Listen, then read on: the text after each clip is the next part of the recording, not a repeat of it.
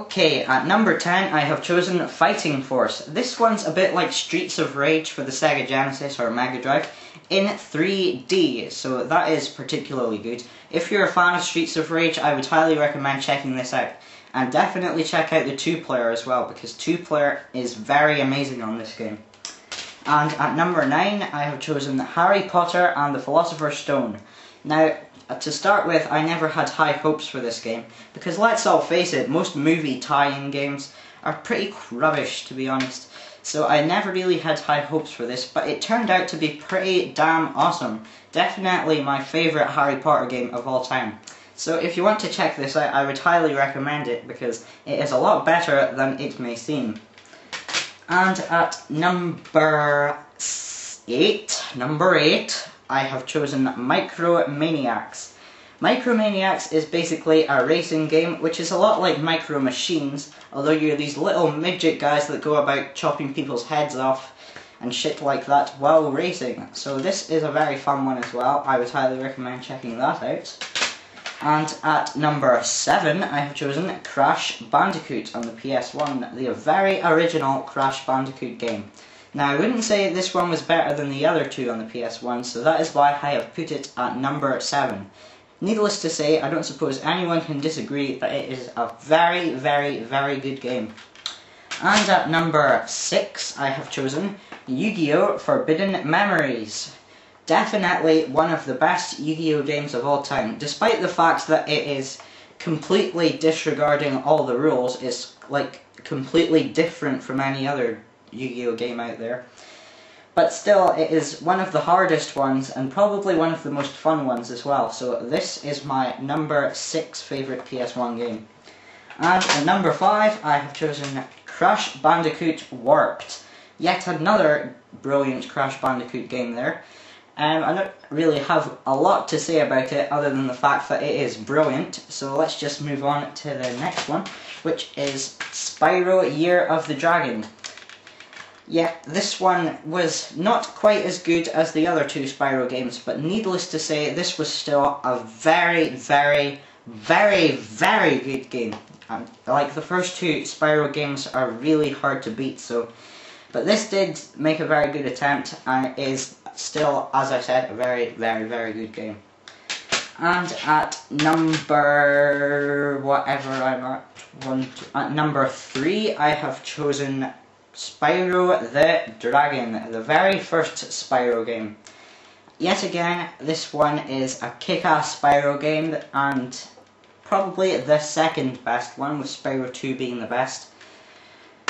So if you have the chance to check this one out, if you haven't played it yet, then please by all means do, because Spyro is fucking brilliant. Next up, Crash Bandicoot 2, The Wrath of Cortex.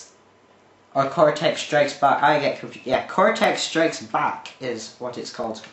A very brilliant piece of work here. Definitely my favourite Crash Bandicoot game of all time, especially the level where you have to ride a polar bear. That in particular is very, very fun.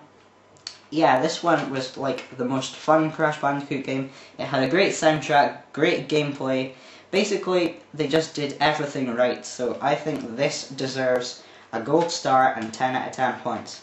And now for the big moment you've all been waiting for, the number 1 PS1 game. Spyro 2, Gateway to Glimmer. This is absolutely fantastic. I have never came across a platformer game quite as good as this. Well, maybe a few Mario games out there, but apart from that, there are no other platformers as good as Spyro 2. This one is just purely awesome. It makes you wish that the original developers, Insomniac, were still making the Spyro games, because they did such a good job on the PS1 games. And then Sierra came along and fucked it all up, basically. So Spyro 2 is absolutely fantastic, and as I said for pretty much every other game, if you haven't played it yet, then go check it out, because it is absolutely awesome.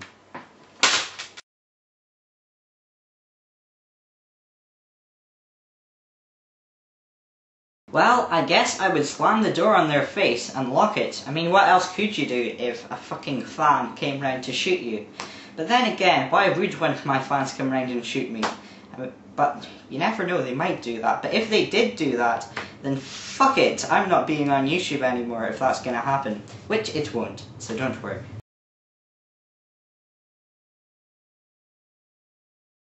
Well, I don't think it would sell well because I don't know diddly squat about making a games console. So therefore I couldn't make one, so it can't sell well. But if I was to make a games console, I would make sure that there would be a lot of games put onto it. Because after seeing the mistake Sony has made with the severe lack of games, we don't want to repeat that, do we? So I would certainly make sure that there is a wide variety of games other than anything else. Because that is probably the most important step, in my opinion. Oh, what? Indigo no. Simply put, it wasn't as good as Banjo-Kazooie. It's not as though Banjo-Tooie was a bad game, it just wasn't quite as good as the original. I mean, the original was somewhat of a classic, when Banjo-Tooie was an awesome game, but I wouldn't put it down in history as a gaming classic. Well, Alvin and the Chipmunks was a very good film indeed. In fact, it was so good I would actually put it down as one of the best films this year. Laugh at me if you want, but let's just say 2008 hasn't been a fantastic year for movies so far. I think the three I enjoyed the most were Jumper, The Spiderwick Chronicles, and of course Alvin and the Chipmunks. Because it's been tied in with shit like Meet the Spartans, which if you ask me was absolute crap, and Be Kind Rewind, which was pretty good but not quite as funny as I was hoping for. So Alvin and the Chipmunks would be one of the best films this year so far, but it will be outbeaten by other things. And the biggest film I'm looking forward to this year, which is at the very end of the year, is Harry Potter and the Half-Blood Prince. But I'm also looking forward to Iron Man. Oh yeah.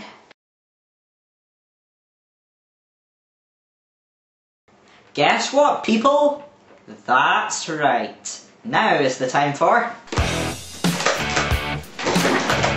Guess That Game. And this week's Guess That Game was hijacked by a bunch of bastards.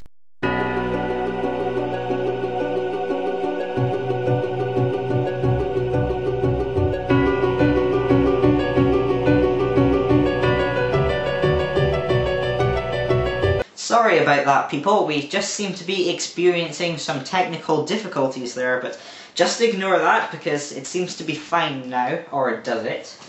We seem to be fine now. So, without further ado, let us show this week's Guess That Game.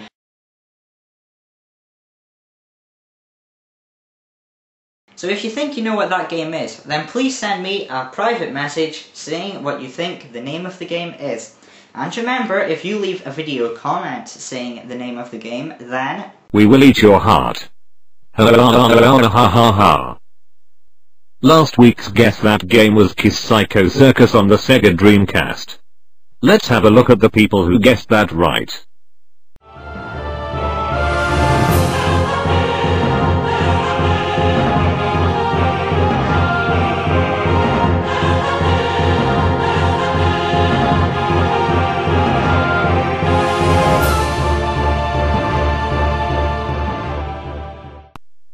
However, the overall winner for this week was the Gamer 1712. Yay. Now back over to Mikey Spiky 200. Sorry, it seems like someone seems to be hijacking into the video. I really don't know what's going on this week. Now for the good old random poll, and this week's random poll is what do you think of the Bomberman series? Now, what I think of the Bomberman series is that I think they reuse the same gameplay tactics way too much.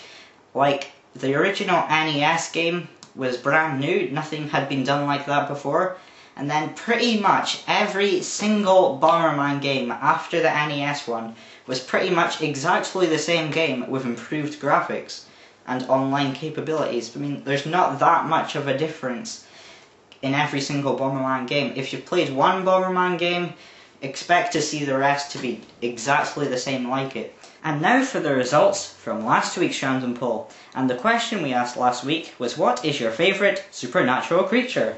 let's have a look at the results. 30 people said zombies, 25 people said vampires, 24 people said aliens, 17 people said werewolves, and 14 people said ghosts, with an overall total of 110 votes, which was probably the highest amount of votes ever, so what a popular poll that was.